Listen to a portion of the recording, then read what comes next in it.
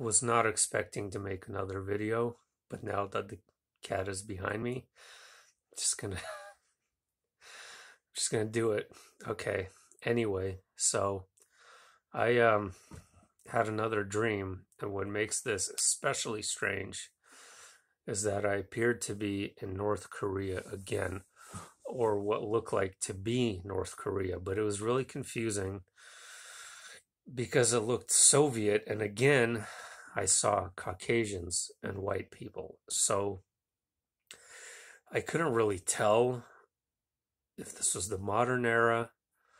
I couldn't really tell what was going on, but I just somehow knew I was in Korea. But in North Korea, I was seeing white people and Koreans there. And I was with another white person who was kind of going about a city, right? I'm just going to assume that it's Pyongyang. And we're like trying to be very covert and under the radar. And we're going through their subway system, traveling to different spots in the city for a reason I couldn't quite figure out. I did get a good look at this person that I was with, but he didn't seem particularly familiar to me, at least in this life, or anybody that I know or I could put a face to. Just looked like someone who could be my brother or something. The cat.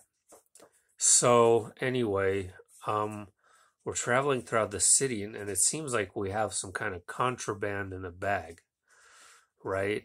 And we're trying to, I don't know, sell it to people or whatever it is. And this subway, it looked very similar to the Moscow subway and St. Petersburg subway, which I've been throughout. And but somehow I just knew I was in North Korea. I don't know how. I in these particular dreams, how I just know the location that I'm in, but I know that's where I was. And so the subway system there is really similar, kind of, really over the top. If you take a look at the Moscow subway, it looks like you're walking through a museum. There is just ornate marble and art everywhere. It is really grand and over the top. So if you're interested in taking a look, there's people who travel to Moscow just for the subway stations. And so it was pretty similar. So me and this other person encountered these two people, these two blonde-haired women. We were on the street and we were having a long conversation with them. And we're trying to like covertly express to them what was in our bag. And these were white women. But there were also Koreans there as well. And so we're trying to covertly tell them what we have, and I can't figure out what it is that we do have. But she's like kind of laughing at me and telling me, well, why are you afraid of that?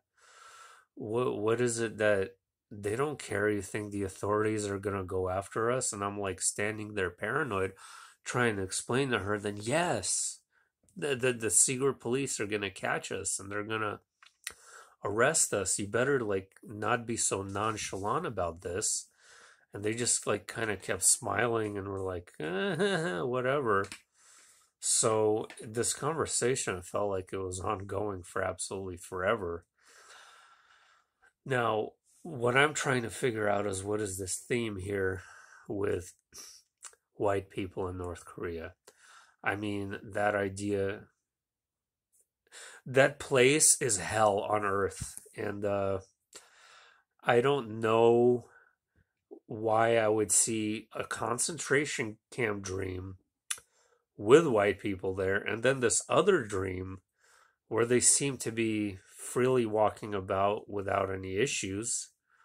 What is this trying to express to me here? Is this like symbolic of something? Is this symbolic of tyranny that may perhaps the whole world is turning into a North Korea, which is exactly what it's feeling like at this very moment. We are we are having a total global takeover. And so maybe to see this particular place in my dream, perhaps it's the New World Order vision for the future, for all places to be like that one. But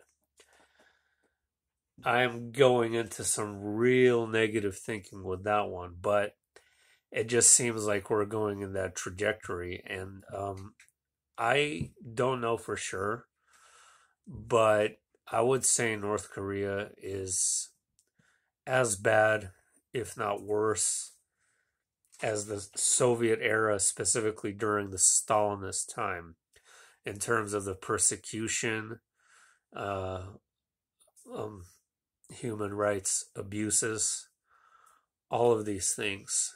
And it's terrible, but what are these dreams about? They're almost like consecutive, one after another. I'll tell you that that's a funny story about contraband on its own. My dad, when he lived in the Soviet Union, used to go to Poland to pick up Beatles albums and other things, Western things, to take them back and sell them in the USSR. So that's kind of what I felt like I might have had in a bag, right? Western contraband. It's an interesting idea. So anyway, the cat is going crazy, so I'm going to go.